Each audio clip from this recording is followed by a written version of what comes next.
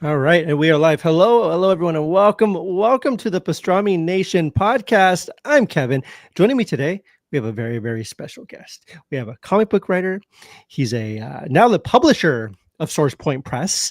Yeah. Yeah, Mr. Dirk Manning. Thank you so much for joining us today on the Pastrami Nation podcast. Thank you so much for having me, man. I really can't tell you how much I appreciate this.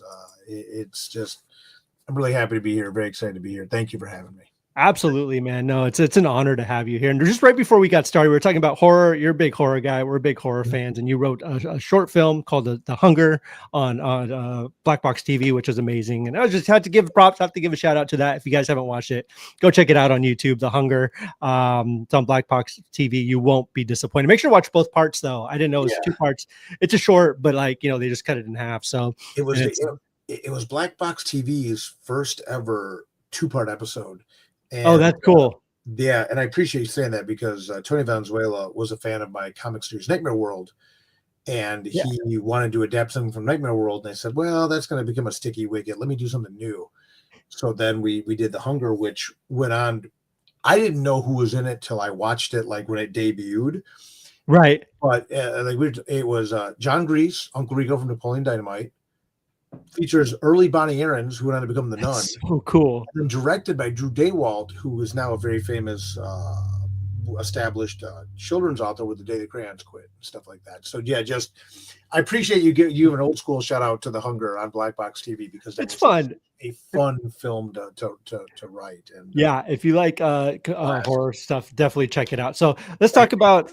So first, I want to get started kind of at the beginning. So you've worn a bunch of hats in the comic book industry before you get to the position you are now. Let's just kind of start at the beginning. So you have these couple of books that you're really known for: Tales of Mr. Rhee and Nightmare World. But you've worked on a ton of other things. How did you kind of just get started in the world of comics? I've always been a voracious reader, right? I've been a voracious reader my whole life. I was one of those kids that was like born reading, basically. Absolutely. Oh, I love that. And big props to my folks. They always read to me every night and stuff like that. So that was helpful too. But I didn't discover comics till I was in my teens. I tell the full story in a book, a prose book I wrote called Right or Wrong, A Writer's Guide to Creating Comics. Like I talk about getting into comics. But the short version is I didn't start reading comics till I was a teenager. And the first 3 graphic novels I read pretty much back to back were Watchmen by Alan Moore and Dave Gibbons, Dark Knight Returns by Frank Miller, and The Crow by James O'Barr. So I came in hot, right? Yeah. And that's not because I had great taste. I didn't know anything about any of this stuff, but those are for different reasons the first 3 graphic novels I read. And I fell in love with the medium. Harvey Pekar, the late great Harvey Pekar, talked about how comics are words and pictures, and you can do anything with words and pictures. That was it. I've always been a voracious reader. I loved the fact that if I found comics I'd have more to read every month. But then just the medium and the way you can tell stories. We talked about film a minute ago. Film's cool, but comics are amazing. And I just love the juxtaposition of words and pictures and how you tell a story through still images and dialogue and captions and stuff like that. It just, I'm very much a horror guy, but I'm a horror guy who loves comics just because this medium is so powerful. Yeah. And the thing about comics, you can tell any kind of story. So I think I grew up with the misconception. I'm just like you. I didn't get into comics when I was a teenager either. But I grew up with the conception that comic books were just like superheroes, right? And that was all the kind of stories that they told. But I remember getting into things like The Crow as well. And I remember my very first comic book was actually it was the death of Superman, which was obviously huge when that happened, in the 90s. This is the anniversary of that issue coming out today too. Yeah, it's its anniversary, and that was the first book that I actually went out and got because it was a big deal at the time. Sure, Superman. But then it kind of introduced me to other things. Like my cousin was really big into it, so he introduced me to things like The Mask and The Crow, Yeah. and all of these really, really interesting stories. And then Watchmen. I mean, Mhm. Watchmen was such a huge influence. So you went from there, and then you started writing comics, right? You Mhm. started reading all these. When did you start writing, and what was the first book that you got published out there? Uh, I discovered comics as a teenager and realized like that if I was going to dedicate my fiction writing in this medium, I really wanted to make sure I made a strong impression the first time. I ended up kind of veering into music journalism and stuff like that, entertainment Okay. journalism for about 10 years, just kind of keep my hand moving and stuff like that. And it's when I landed an interview with Mike Patton, an in-person interview with Mike Patton, who was Wow, fairly reclusive at the time. that's awesome. Right. That I was like, I've hit the top of the mountain, and I started this to start writing comics anyway. It's time to start writing comics. Yeah. So about 2003, I started publishing my first comic series online in partnership with many different artists, uh, called Nightmare World, which is now it's been collected into a whole omnibus, the complete collection through SourcePoint Press. But this was my first comic book series. It's an anthology of 52 different 8-page stories, each written by me, drawn by different artists or art team. So That's you go through the book and you see all these different art styles and things like that. But this was my love letter to horror, and my love letter to short stories. I've always been a short story guy, and I've always felt that when I started Nightmare World, especially, I felt horror was really being kind of ghettoized, and I felt that short stories were being ghettoized. And in knowing that the history, the foundation of comic books was so much in short form horror, and in the early 2000s, it was just really just kind of like cast aside. I said, I want to bring it back. And I want mm. to show, and again, of course, this is like a cocky, like 20-year-old as you guy, Oh yeah. like piss and vinegar, very punk rock for a metal guy. Right. I said, I want to show why I love horror so much. And I want to show all the stuff you can do under the umbrella of horror. So every story in Nightmare World was a different genre of horror with a different artist or art team, 8-page self-contained stories but then the cherry on top was over the course of the series, all the standalone stories wove into one giant story. Hmm. I love that. That's how I started, and I've kind of joked on more than one occasion. I've been kind of building my house on Nightmare World ever since. That was how I came in, and that was 20 in March. It'll be 23 years ago. Wow, that's crazy. Well, congratulations on the long career. That's really awesome. So now we've talked about it earlier, but now you're the publisher of SourcePoint Press. So can you Yeah, just kind of break down exactly what the publisher does at a comic book company like SourcePoint Press? Like what is your job essentially there as publisher? as soon as I know, I'll tell you.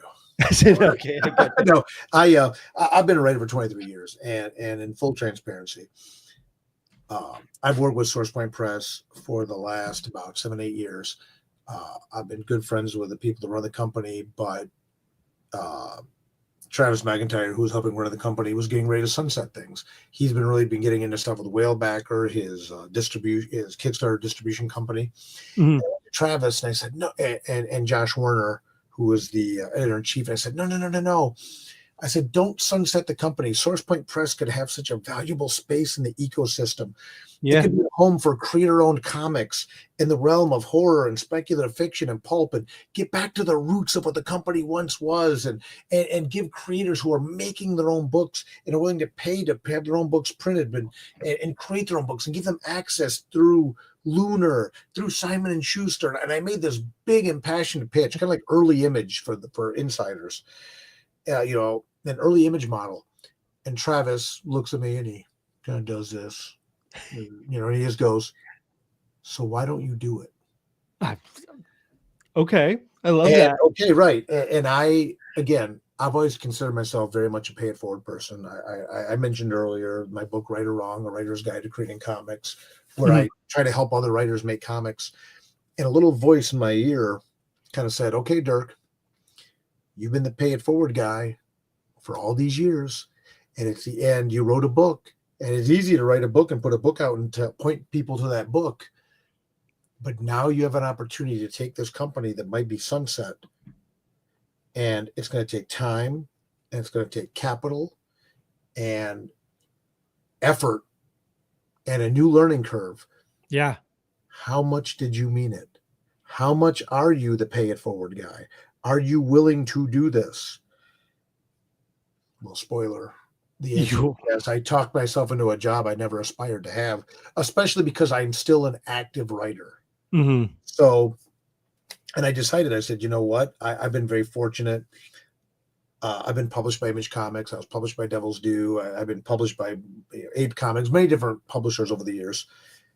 And I realized this can be a company run by not only a creator, but someone who is very staunchly an advocate for creator rights and owning your own property. Yeah. So I said, you know what? If I'm going to do this, I want to have not only the most offensively transparent submission guidelines out there where people know exactly what to expect, but also I, as a writer, even though I'm the publisher, am going to be under the exact same contract any other creator gets. And that's what we do. If you go to sourcepointpress.com, you can see our submission guidelines on there, why we do what we're doing, and every single creator on our roster has the same publishing agreement. So when I talk to creators and things like that, I tell them, I said, I encourage you to have a lawyer look over the publishing agreement. Mm-hmm. But I'm going to tell you right now, I'm not going to change it because this is the deal. Even though I'm the publisher, I'm also a client of the publisher. Right. This is the deal that I'm under, and I can't give you a better deal than myself because there's no one I like better than myself in that regard, right? You know, and as I speak to you right now, we have 40 graphic novels lined up. Wow. Yeah, and that was before we even opened public submissions, right? So as a publisher, my job now is to help the creators get their books print brokered and things like that. Our chief creative officer, Josh Werner, again, has been involved in SourcePoint Press. He was actually the founder of one of the co-founders of the company.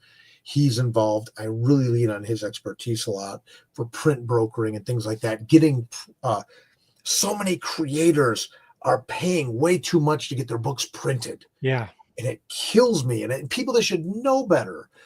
So things like that, helping them get print brokering, helping get their books into Lunar, into Simon and Schuster and things like that. And just do what I can do to guide them along while also honoring the fact that I want people to be able to blaze their own path forward, do what's right for them, and also maintain my own career and my own output as a writer.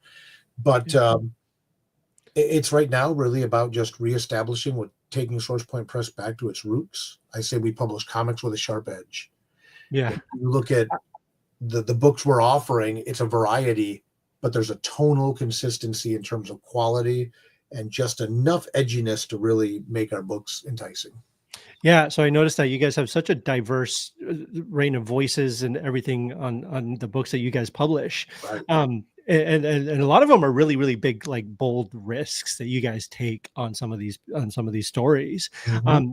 I'm curious, as a publisher, and what do you see as kind of the biggest kind of issue in the indie comic scene right now? It's what's kind of one of the biggest issues that's kind of plaguing it right now that you guys are trying to overcome as a company, or just as an indie publisher in general, that any indie publisher is going to having to deal with at the moment right now? This may be an unpopular answer, but you deserve, again, a very transparent answer. Yeah. Predatory practices from publishers. Mm-hmm.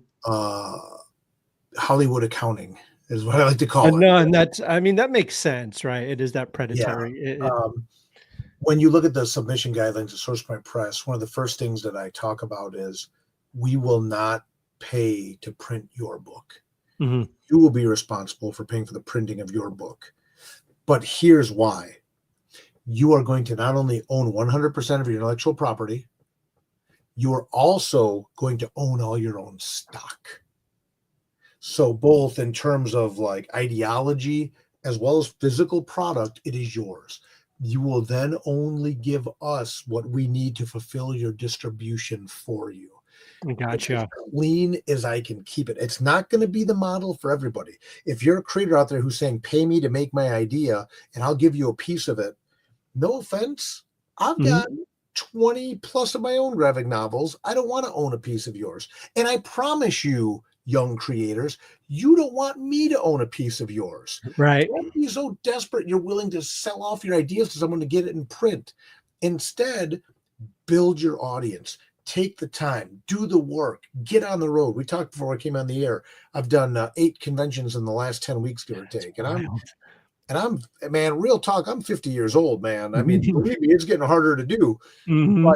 But get out there, find your tribe, utilize social media in a positive, effective manner so that you can get to a point where if you can print at least 500 graphic novels, we can get you a good break in printing. And then you'll own your own books and you'll have books for conventions. You'll have your own stock that you can take to conventions and then get it into Simon & Schuster, get it into Lunar, get it on Amazon. But it's very important for me as a creator to help establish that norm where, yeah, you are investing in yourself, but by investing in yourself, you can control your own destiny. One of the other things on our publishing agreement, and I'm just going to go real inside baseball here just for a second. Please, absolutely. You can, any creator with us can cancel their publishing agreement at any time. Scot free. And conversely, we can cancel it if we want to, which I don't know why we would, but but again, the door goes both ways. Reason being, let's say that you publish a book through SourcePoint Press, and Scholastic comes in and wants to sign you to a 5-book deal, but they also want your current book. I don't want you here if you don't want to be here or if we're not the right fit for you, because that's not what I would want as a creator, right? Now, ideally, I hope you would stay with us because we brought you to the dance. But conversely, maybe it will just be the sub pop to your Nirvana. And then you move on to a bigger label and you do cool, man. No problem. I've had people ask me, well, how is SourcePoint Press going to make money on this model? And my answer was, I don't want to be a creator making a big profit off of other people's work. However, as a creator at SourcePoint Press, if we are continuing to all publish books that a high tide raises all ships for everybody, everybody will make more money. Yeah. Now, again, a year from now, I could look like the biggest idiot in the world for doing it this way. Right. So be it, man. No.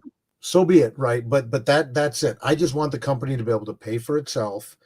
I don't want to spend my money to help other people publish their books long term, but I want to give people the opportunity to get their books out there, and we can all help each other by having this family of books, this label, this publisher that people say, I read a Dirk Manning book and I really liked it. I'm going to check out the John Dexter book as well, or I'm going to check out the Corinne Roberts book, or I'm going to check out the Z.M. Thomas book, or the Christy Blanche book, or the Joshua Ross book, the Alice McKinley book, because SourcePoint Press puts out good stuff. Yeah. That's the model. That's the mantra. That's what we're looking at. And again, we're primarily publishing horror, speculative fiction, and pulp. There will be occasional divergences with creators that have been with us for a while, but that's what we're looking to do. And that's what we're hoping to provide an opportunity for young creators or even established creators who just want to control their own destiny in the industry and know that their stock is not going to be held hostage, their money is not going to be held hostage, and their intellectual property is not going to be held hostage. Mm-hmm.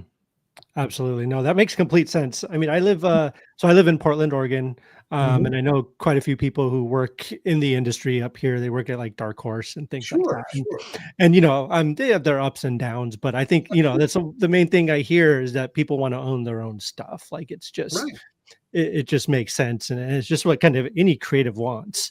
So let's talk about the creative side of it a little bit. So you're a writer and you're overseeing a bunch of publishing, all this publishing as well. When you're looking through submissions or when you're writing yourself, what is kind of your philosophy for creating a compelling story? Like, what is it that really grips you when you're reading something? Like what are kind of some of the elements that these stories have to have in order to be successful? I mentioned a minute ago, one of the first comics I ever read was The Crow by James O'Barr.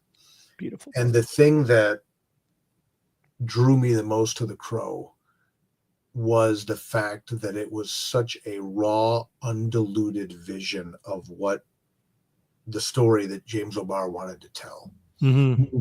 That's what entices me. Tell the story that you are most passionate about. I should see your passion on the page, whether it's a cold, almost clinical, methodical. Again, let's go to something like Watchmen by Alan Moore and Dave Gibbons. By the way, happy Yeah. birthday, Alan Moore, as we're recording this. Oh 72, yes. 72 years young. That's But wild. Alan Moore set out to do a very specific thing, a 9-panel grid on every page. And dun, dun, dun.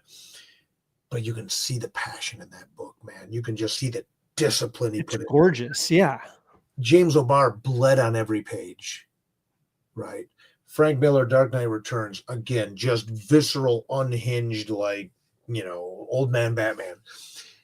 Whatever that book may be, and when you look at the first lineup of books, and even deeper into our roster, I respect when I'm reading a book and I can see on every page, and I can see in how they tell the story, and I can see in the art how passionate they are about it, and that it excites them. When you look at a book like Dr. Christy Blanchard's Damnation of Charlie Wormwood, you can tell she is invested in this story of this guy that works at a jail to help his family and starts getting wrapped up in all this crazy stuff. Or you look at a book like the Bible too, right? Yeah. Which is, it could so easily be low-hanging fruit, but it's intelligent and it's witty and it's sophisticated. And I mean, people have seen the cover of the Bible too for years. It's gone viral 100 times by now. People don't know that's a book. And not only is it a book, it's a really well done book. And you can tell that this is something that written by a guy who's exceptionally interested in making people laugh, but also it has a reverence for the material.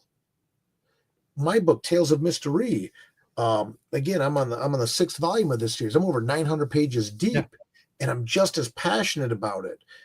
That's what I want to see. Just show me your passion project, and if it fits within the parameters of what we're doing at SourcePoint Press, and our arrangement works for you, you'll have a home. That's beautiful. Like you can totally tell sometimes when, you can tell when someone's, I don't want to say phoning it in, but like they're writing something because they have to. And then you can tell someone who's writing something because they want to, right? Because it's from the soul and it really feeds their soul. And then it feeds your soul in return. And I absolutely love that. Yeah. We want comics with a sharp edge. That's what I tell people. SourcePoint Press, comics with a sharp edge, man. That's what we want. Even if it's an all ages book. Sharp edge. That's what we want to see. That's wonderful. I absolutely love that. Speaking of Tales of Mr. Rhee, you have a Kickstarter going on, like you said, for the 6th volume of that. Can you talk about that a little bit and just tell us the basic plot of the Tales of Mr. Rhee, if you don't mind? No, not at all. The setup in Tales of Mr. Rhee is that Hell invades Earth for 3 days, monsters, demons, things like that. After 3 days, it just stops. And everyone thinks, okay, that was pretty terrible, but we made it through. We can move on. Mr. Rhee is just a street level magician who knows that there's still monsters and demons left, and that 3-day invasion is just the first wave of what's actually coming next. Like I said, we're 6 volumes into the series. In this particular volume, it just starts off with a bang. Mr. Rhee is unexpectedly charged with protecting a potentially divine stranger from the vampire queen and her brood. Go. I love it. Go. And even though we're 6 volumes in, if people just see that gorgeous cover by Mike Crome and they see some of the interior art by Austin McKinley and Colin Johnson, my rule with any book I write is within 5 pages, you'll know everything you need to know to enjoy the story. So if people want to jump into Tales of Mr. Rhee with volume 6 just because they like the cover, they like vampires, whatever it is, you'll know everything you know within 5 pages. And if you like it, you can go forward, you can go backward. Also, though, with the Kickstarter, I have an I'm new here pledge level. You can jump in and get the whole series at a bundled price. You can just get volume 5 and 6, which is Act 2, at a bundled price. You can just get a digital library of the whole thing at a bundled price. We do free US shipping on all of our packages because, again, I just want to give people a chance to get into it and enjoy it and experience this very dark horror noir series that at times is funny, but also just very horror noir based. Absolutely. That's wonderful, man. And they can go to the Kickstarter page for that if they wanted to donate. There's a really, like you said, there's a bunch of great rewards and stuff for that. They could just look for the Tales of Mr. Rhee on Kickstarter. Yep. You can even go to talesofmystery.com, just TALES. OV for Ov, obviously, Right. and MR for Mr. Rhee, Tales of Mr Rhee.com will take you right to the Kickstarter page. We got shirts and stuff you can get. I do crazy stuff, man. We got like the F Vampires t-shirt with this one. We have like mystery sunglasses you can get as part of the Gimme Everything. That's But so just cool. different ways people can jump in and explore it and just enjoy what we're doing. I love that. Absolutely. That's great. So yeah, just speaking of Source Point Prints, we'll start wrapping up here, but, what are your, some of your most exciting, upcoming projects that you're excited about at Source Point Press? Like if there's anything you like, people, y'all need to watch out for this one, because it's going to be amazing. Other than the Tales of Mr. Rhee, what's on your radar right now that you're just totally, in love with, and you think people are really going to love? Our first two titles, which are in the Lunar catalog right now, you can actually go to Lunar Distribution's website. On the homepage, you can get previews of our first two titles, because we're doing 2 to 3 graphic novels a month. One of them, and I hate saying this because I'm partially involved in it, we got to do the graphic novel adaptation of the lost Lon Chaney horror film London After Midnight. What? Yeah. That's crazy. The film hasn't been seen in 100 years. We are bringing it back as an official graphic novel adaptation, approved by, overseen by, involved with the Chaney estate, Chaney Entertainment. Oh my gosh. If you go to Lunar's webpage right now, you can download a sample PDF of the whole book. Really excited about that. That's so cool. In March, again, I will plug something I'm not directly involved with, but horror author Josh Malerman's first graphic novel, RSVPESP, is coming out through Source Point Press. Josh Malerman wrote Bird Box, Incidents Around the House. Oh, wow. His first graphic novel is coming out with Source Point Press. Other than that, again, we talked about the Bible too. I'm excited about that. Alpha Dogs by John Dexter, about a pit bull that gets basically like the super serum, like of Captain America in a way, and is being hunted. I love that. Damnation of Charlie Wormwood by Christy Blanche. Joshua Ross has got a book coming out called Divinity Calls Shotgun, which is kind of like Kevin Smith's Dogma, as if told through the lens of comic book artist Jeff Darrow. Okay, I'm listening. That's awesome. It's big and huge and mind-blowing. I think it may become one of my top 10 graphic novels of all time. Okay. Bug Bites by Corinne Roberts is really cool. It's about a girl who discovers like this civilization of like big bugs that are kidnapping kids. And, Interesting. We just got such an array of books, man. I mean, we're doing the sequel to Plan. One of the other books we're doing is with Dren Studios, the sequel to Plan 9 from Outer Space. Oh, wow. Ooh. Yeah. So we got that. We just got a lot of really good stuff. People can go to sourcepointpress.com, check out what we're doing. Full lineup there. Nandor Fox's Shaver Seasons is another good one. But go to sourcepointpress.com and just we're a creator facing publisher. So we don't list our title. We don't list our catalog by title. We list it by creator. Mm-hmm. You click on the creator, then click the button and drop down and see all the books they're doing. All kinds of cool stuff. We got a Native American Werewolf Western Homestead coming out that was nominated for Best Graphic Novel of the Year this year. All kinds of cool stuff, man. Awesome. People go to sourcepointpress.com, check it out, or go to Lunar Distribution's website and get free PDF downloads of our first two books, Alpha Dogs, and then Lon Chaney's London After Midnight.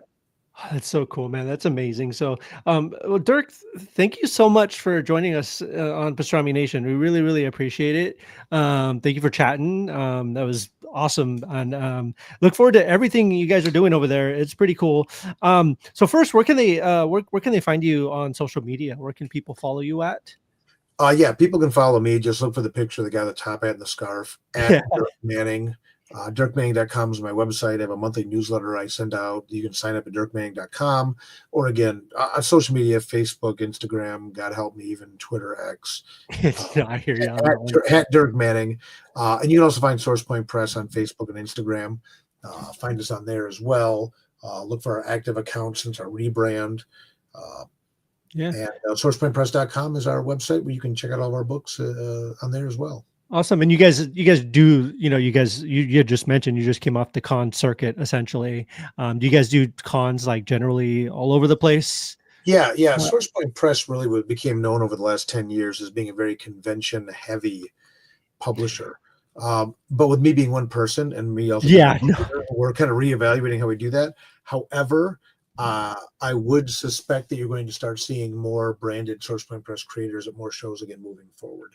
Maybe awesome. not the same way we did it before, but stay tuned. Maybe 6 months from now, we can circle back and have another conversation with what it's going to look like. But we are actively looking at getting more of our creators at shows That's again so they can meet people and get their books out there. That's really cool. Yeah, I know you guys have been in Portland before Yeah, and Seattle, so I've seen all you guys around and stuff like that. yeah, So yeah, definitely check out their stuff. And also before we sign off here, I just got to mention the pastramination.com. Make sure to check out all the stuff going on there. We got some coverage from Designer Con this weekend. Nolan went to go check that out. A couple of weeks ago, I was at Kumari Con over here yeah. in Portland, Oregon, which was really, really fun. It was just an anime convention. Had a blast. So if y'all are watching, checking this out, go to pastramination.com. Also check us out on Facebook, all the socials. We're also on Twitter, X, and all that fun stuff. But you can also find me, Kevin Hoskinson, Kevin_Hoskinson on all those things as well. Find us on TikTok and all that fun stuff. And we will, yeah. So thank you all for joining us. Thank you all for checking out the show. Thank you so much again. It was wonderful speaking with you, Dirk, and hopefully we can do it again. Like you said, a few months, come on back and you can tell us those con plans and everything like that I for the would love future. that. I So appreciate what you guys do. Thank you so much for having me on. absolutely. Your No, thank you for flexibility coming and on. my pleasure. Well, I hope we can talk again soon. Thank you, sir. Yes, absolutely. Y'all have a good night and we will see y'all next week. Alrighty. Bye-bye.